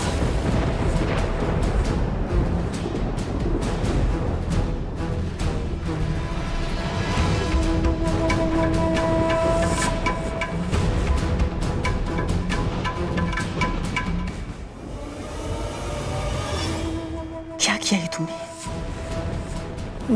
मैंने कुछ नहीं किया महारानी। अचानक वायु तीव्र गति से चलने लगी और दूध में कुछ गिर गया और दूध फट गया। पर दूध का ऐसे अपने आप फटना शुभ संकेत नहीं है, पता है मुझे। और ये भी पता है कि तू ये सब कुछ जानबूझकर कर रही है ताकि मेरे मन में शंका बैठ जाए। जैसे मैंने तेरे पुत्रों के जन्म के समय तुझे भयभीत किया था, बिल्कुल वैसे ही तू भी मुझे भयभीत करना चाहती है ताकि तेरा प्रतिशोध पूरा हो सके। किस प्रतिशोध की बात कर रही हैं आप? मेरे पुत्रों के साथ जो कुछ भी हुआ मेरे कारण हुआ, मैंने किया था। उसके लिए आपको कभी दोष दिया ही नहीं तो प्रतिशोध लेने का तो प्रश्न ही नहीं उठता।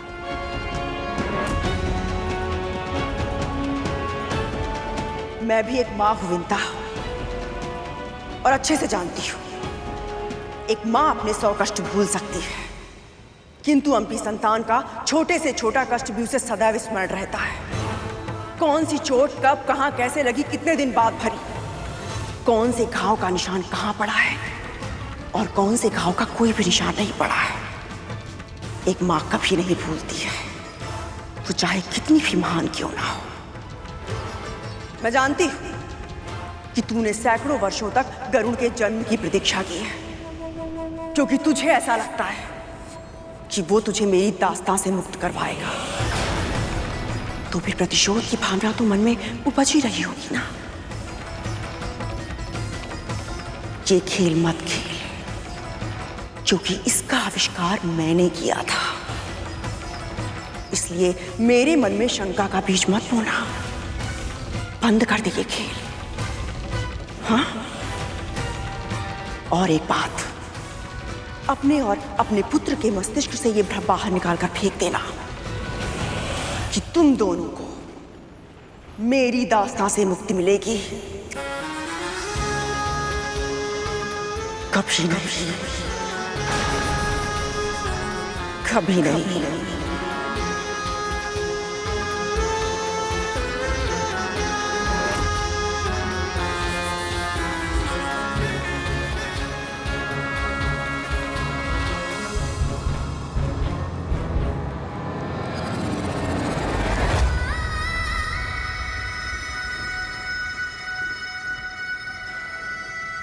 गरुड़?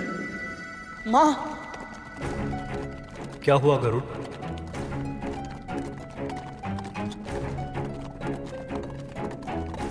पता नहीं भैया, बस ऐसा लगा जैसे माँ पीड़ा में है।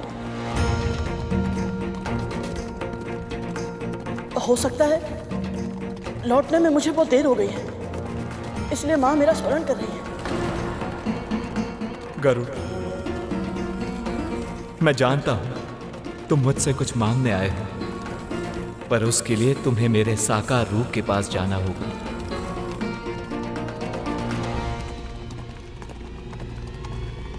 साकार रूप प्रभु?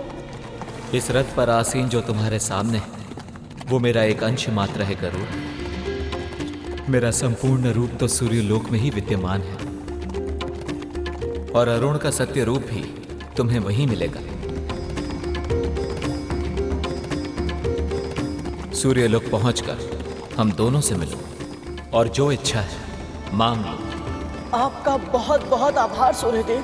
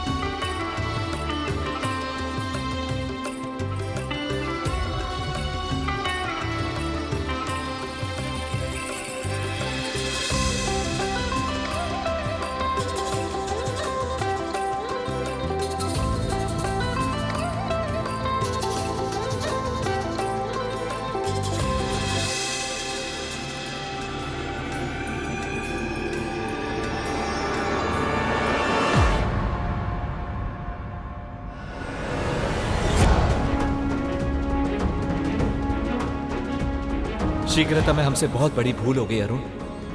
हम गरुड़ को बाल खिलिया ऋषियों के बारे में सतर्क करना तो भूल ही गए।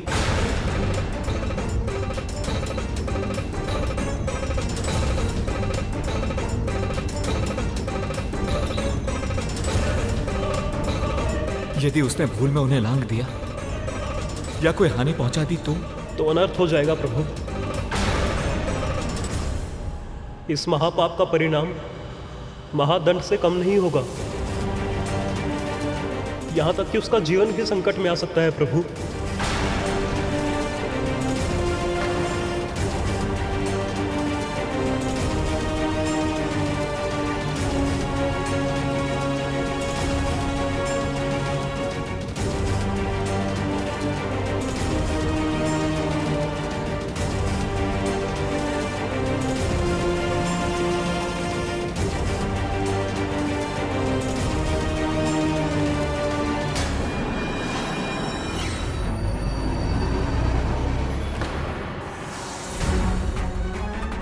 कैसा अद्भुत प्रकाश है ये।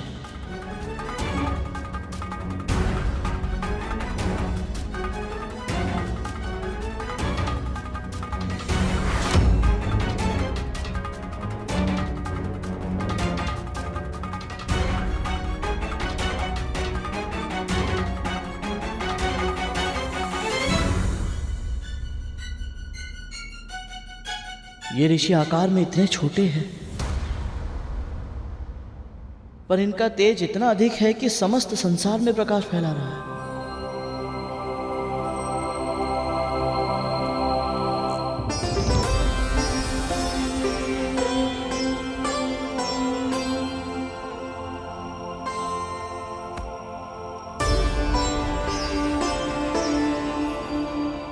प्रणाम ऋषि श्रेष्ठ।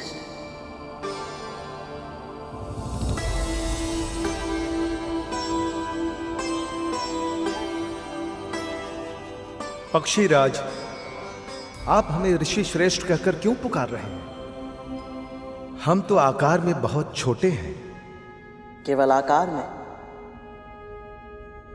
और श्रेष्ठता तो आकार से नहीं, बुद्धिमानी से प्राप्त होती है, ज्ञान से प्राप्त होती है।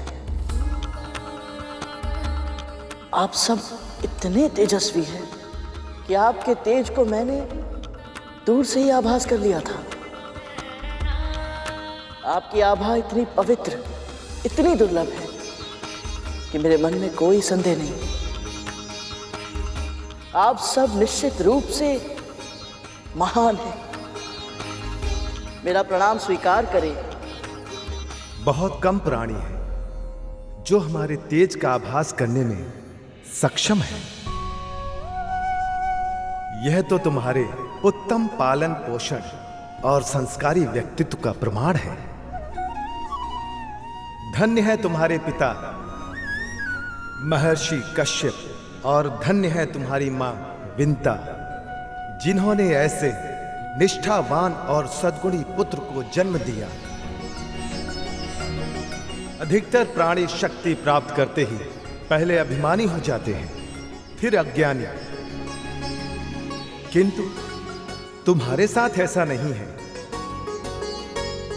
तुम इतने शक्तिशाली होने के बाद भी न केवल स्वयं से दुर्बल व्यक्तियों के प्रति संवेदनशील हो, बल्कि तुम्हें इस बात का भी आभास है कि छोटे से छोटे प्राणियों में भी कोई न कोई विशेष शक्ति अवश्य होती है। इसलिए हम सब तुम्हें आज अणिमा और महिमा का वरदान देना चाहते हैं। अणिमा वह सिद्धि है पुत्र, जिससे तुम अपना आकार जितना छोटा चाहो कर सकते हो, और महिमा वह सिद्धि है जिससे तुम अपना आकार जितना विशाल चाहो कर सकते हो। तुम्हारा कल्याण हो पुत्र।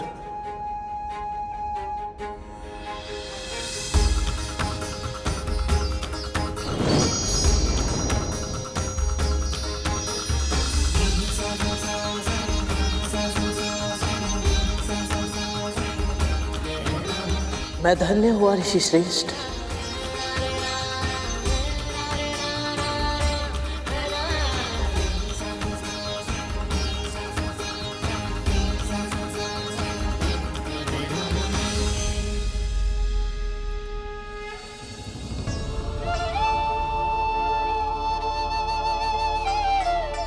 कहाँ रह गया गरुड़? अभी तक तो उसे आ जाना चाहिए था।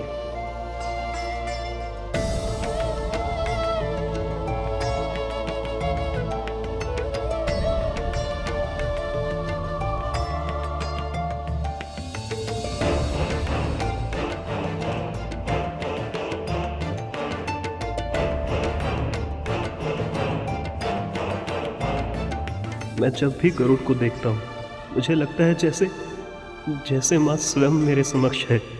वही सौम्य भाव, वही निर्मल स्वभाव। गरुड़ सत्य में माँ का प्रतिबिंब है।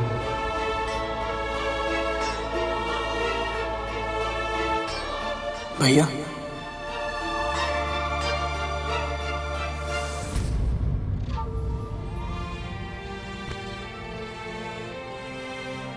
अपने छोटे भाई को आशीर्वाद नहीं देंगे?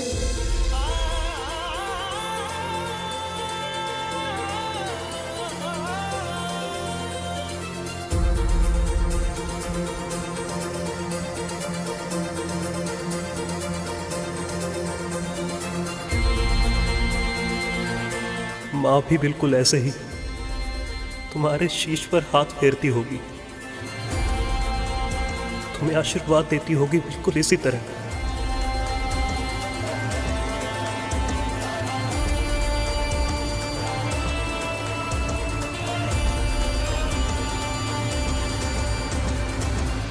और कभी कभी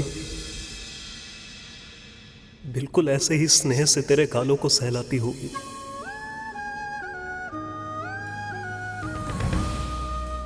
तुझे अपने हाथों से स्नान कराती होगी। जब तुम्हें भूख लगती होगी तो अपने हाथ का बना स्वादिष्ट भोजन तुझे अपने हाथों से खिलाती होगी।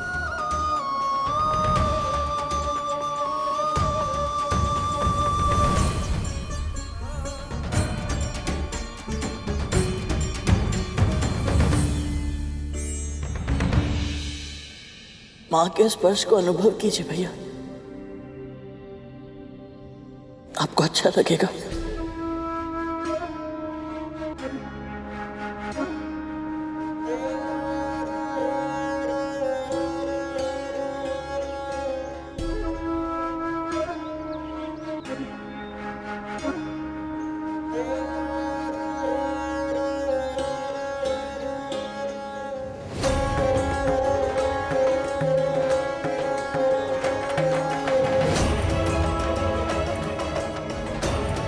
जिस प्रकार मैं अपनी विवशता का दास बन गया, उसी प्रकार आप भी अपनी बहन की दासी बनकर रहेंगी।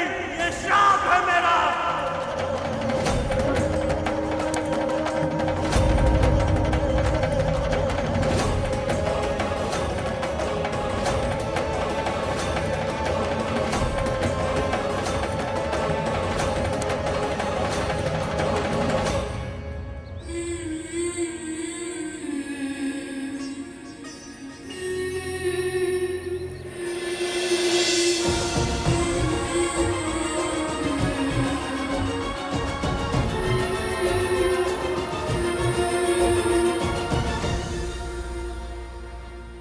अरुण,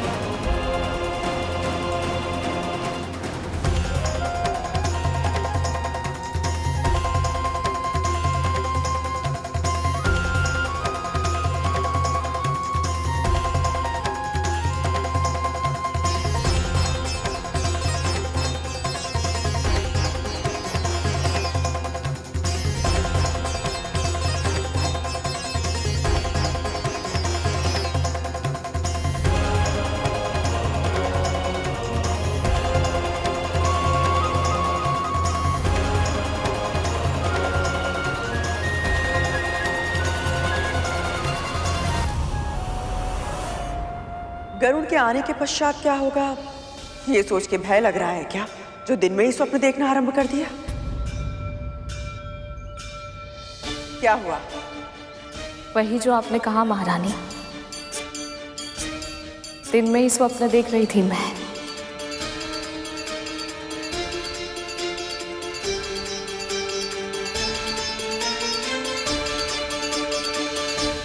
एक बार मेरे पुत्र मेरे पास वापस आ जाए, फिर इन मां पुत्र के सारे स्वप्न बिखेर दूंगी मैं।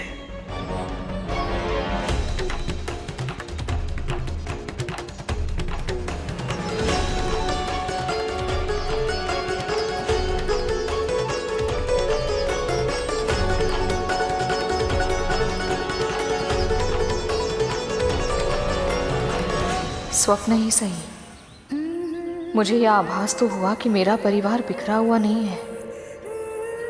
दोनों भाइयों ने एक दूसरे के साथ समय भले ही ना बिताया हो, पर फिर भी इनके मध्य प्रेम की एक अदृश्य डोर है, जिसे ना समय तोड़ पाया है ना दूरी।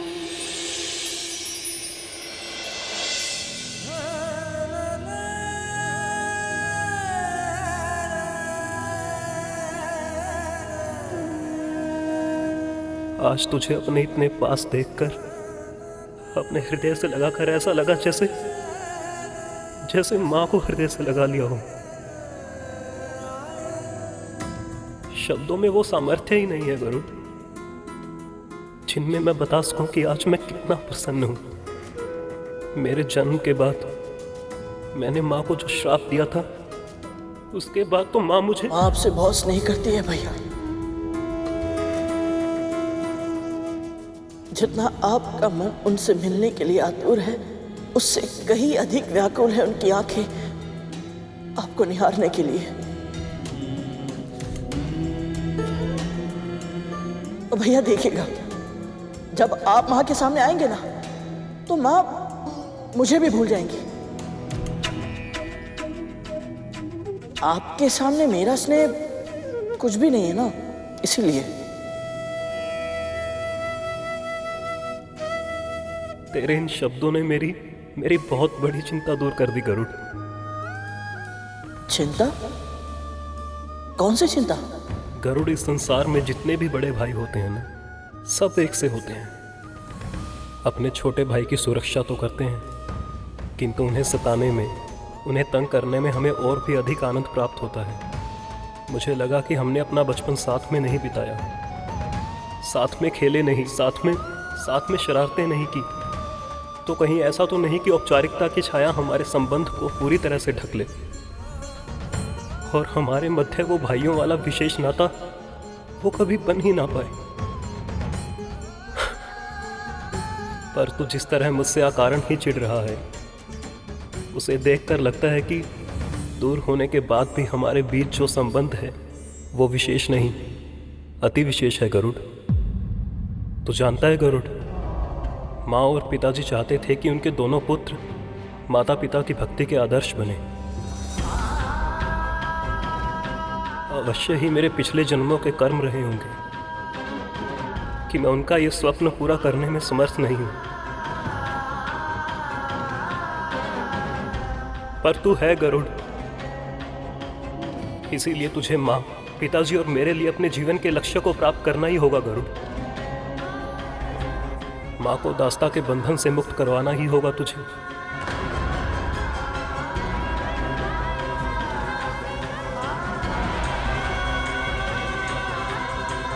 मैं आपको वचन देता हूँ भैया, मैं माँ को दास्ता से मुक्त अवश्य कराऊंगा। वचन देता हूँ मैं।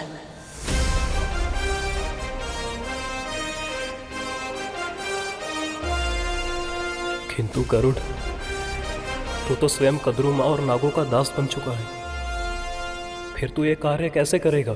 मैं नहीं जानता भैया, हाँ तो इतना जानता हूं कि कोई ना कोई मार्ग अवश्य ढूंढ निकालूंगा मैं। बस किसी तरह बड़ी माँ प्रसन्न हो जाए, तो हो सकता है उनका मन भी बदल जाए। इसीलिए तो मैं यहाँ तक आया हूँ, ताकि उनकी इच्छा पूरी हो पाए।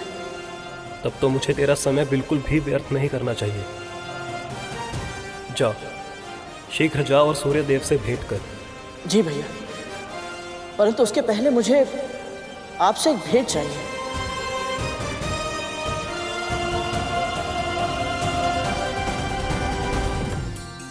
पहली बार मेरे छोटे भाई ने मुझसे कुछ मांगा है। बोल, क्या चाहिए तुझे? भैया, जब से आप माँ से दूर गए हैं ना, माँ प्रतिदिन भोर की लाली माँ में आपको देखती है और उसकी बूंदों में आपकी पीड़ा अनुभव करती है। वो किसी से कुछ नहीं कहती, पर मैं जानता हूँ भैया कि माँ आपसे मिलने के लिए तरस रही है, आपको हृदय से लगाना चाहती है वो। इसलिए भैया आपको घर आना होगा।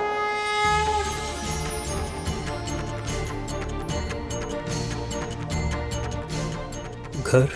भैया मैं कुछ नहीं सुनूंगा, आप मुझे वचन दीजिए कि आप घर आएंगे।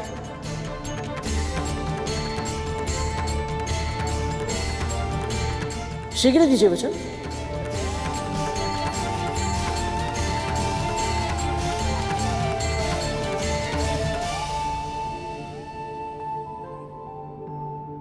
माँ ये सुनेंगी तो कितनी प्रसन्न होंगी।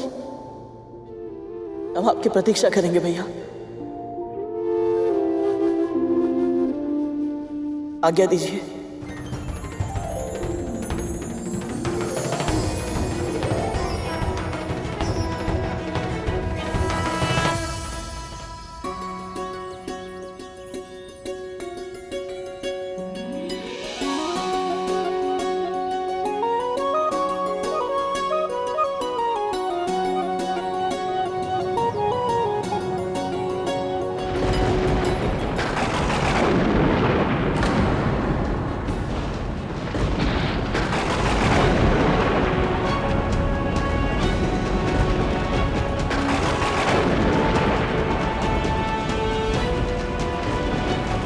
पहले दूध फटा और अब ये।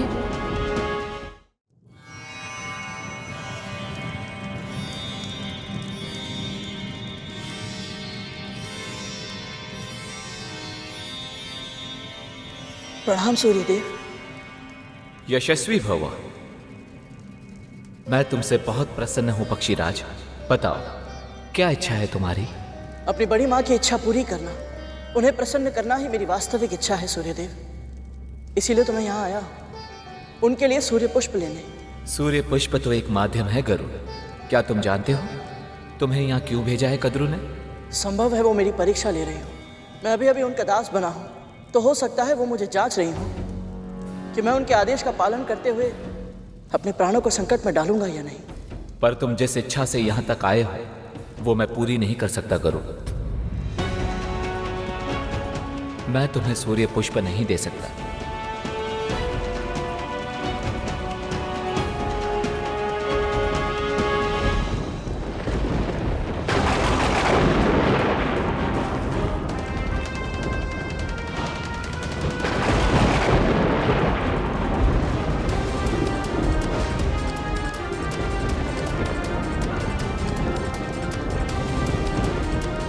ये शोर कैसा है भैया? अपशगुन का स्वर ऐसा ही होता है कालिया। इसका कारण पता करना होगा। ऐसा लग रहा है जैसे बादल फट गया हो। चलिए देखते हैं।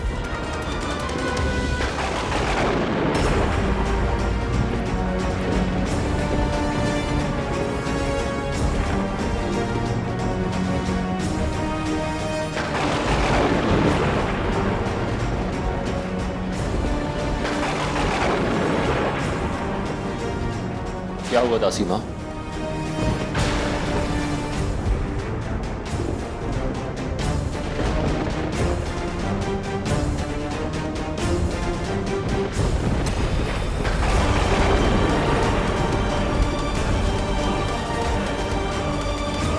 ये तो नागबाई है, ऐसे नीचे कैसे आ रहे हैं? और गरुड़ कहाँ है? भैया मुझे लगता है कि सूर्य लोक के निकट पहुंचते ही तापमान बढ़ने लगा होगा और हमारे भाइयों ने निश्चय किया होगा कि वापस पृथ्वी लौट जाएं।